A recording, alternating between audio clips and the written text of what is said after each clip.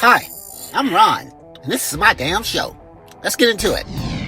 I'm not here to talk about how much sleep I get. Well, I don't owe you've that. literally just been talking about how much sleep do you get a night? I had about 5.5 hours last night, actually. Not very much.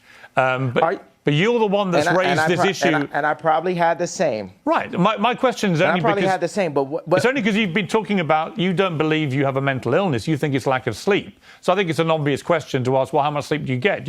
Are you constantly sleep deprived? Is that one of the reasons, perhaps, sometimes, as you say, you feel sleepy and you shoot from the hip verbally and you say stuff that maybe when you're rested, you wouldn't say it the same way? Would that be fair? Tell me what's... Okay... No, it's not fair, because what's more important, the pain and the truth of what I'm talking about and what led me to that tweet, or the tweet itself? I think both can be true. Because the problem you have is, I think you've acknowledged. One tweet, I think you've acknowledged that the wording of the tweet was offensive. Years. Yes, I understand, but you know the damage it caused, and I understand that was offensive. And I think that you have accepted. You probably shouldn't have phrased it that way. No, you as a white person are so stuck on the idea that what I said was offensive, which is a very caring approach. You're not sticking on the fact. You have not unpacked what happened with those contracts. I've said that, but you didn't ask me another question about it. That means there's an agenda. Absolutely not. Inside of your platform. I have repeatedly said to you that I'm sure I do not disbelieve that you've had contract business issues with various managers, accountants, and so on. My argument is that when you do it, me or other me's. I'm sure many other artists in the music business. Yeah, of course. You know why you're sure? Because you don't care to do the research because it doesn't affect you. No, it's because you said. Have you done any research? No. Yeah, let me explain to you. I'm not doubting what you're saying. You don't care. I do care. You don't care about me. You don't care about my people. I care about me. I care about my people. So it's for me to stand up. And God forbid I step on someone's toes while I'm at it. It's not someone's toes. You stepped on the entire Jewish people's toes with a very deeply inflammatory tweet, which I think you've now accepted. You shouldn't have phrased that way. It's taken a bit of time to get there, but I think you have accepted that, right? Have you accepted that you've put no effort into understanding how I got there? I don't think, honestly, 10 years from now. Honestly, I don't think there is any... You're going to apologize to me about this interview. I'm not. You're going to apologize to me about this interview within the next 10 years. No, I'm not, because here's the thing. Mark my words. I don't doubt you've had... It's very one-sided. No, it's not. It's very white-sided. Oh, come on, It's very one-sided. It's very like... It's not white-sided. I'm not doubting you've had business issues. I'm saying the way to respond to that is not to go public to millions of people and say you're going DEFCON 3 on Jewish people. Millions of people. Right. Millions of people have had DEFCON 3 on their contracts. Right. You didn't say that. You didn't say that. And said, millions of people. Well, I opened it up. Now I didn't, but now I'm saying it now. Okay, so now what I think you should say, I think you should say to the Jewish people, I'm sorry for the offensive language I used in that tweet. I wouldn't do that again. This is what I really meant. I think people would respect you if you said that. I don't know why you can't just say that. You know when I'll say it? When I sit down with the people who write out the contracts for the NBA and for the NFL and for professional music and for acting contracts.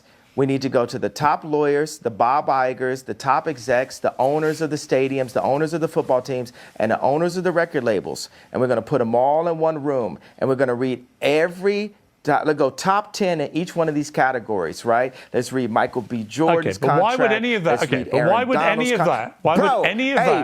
Hey, bro, I ain't finished. I ain't finished my sentence. Nothing you're saying has anything to do with regret. Hey, boy. Don't call me boy. Don't finish. I told you. Oh, don't treat me like a boy then. I'm going to finish my sentence of my idea. Nothing you're saying has got anything to do with the tweet. Cool. Bro, I was in the middle of a sentence, boy. Chris, I was in the middle of a sentence. I'm Piers. Okay, so are you going to allow me to finish my sentence? Yes. If you then answer my question. Okay, so Okay, so I'm going to tell people when I would apologize for the tweet. This is what has to happen first. I need all of the top executives in Hollywood, meaning Bob Iger. I need the top executives at the NBA and at the NFL. We'll do those two sports specifically. And I want the top executives in music, dealing with publishing, dealing with like Spotify and Apple Music and Universal Music and all the top exec. Let's do like 5 top execs there. And I want to look at the top 10 earners in each one of those fields' contracts openly. We want to compare and contrast the contracts.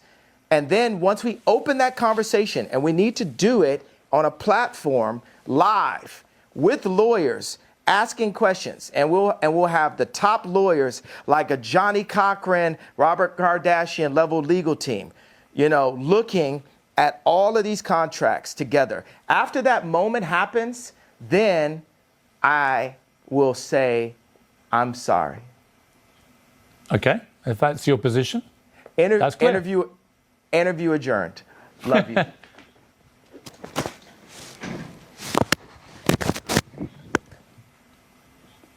Okay, that's the end of the interview. Yeah, okay. I wanted to do something just a little bit different there. Not totally politics, although Kanye is a little bit political.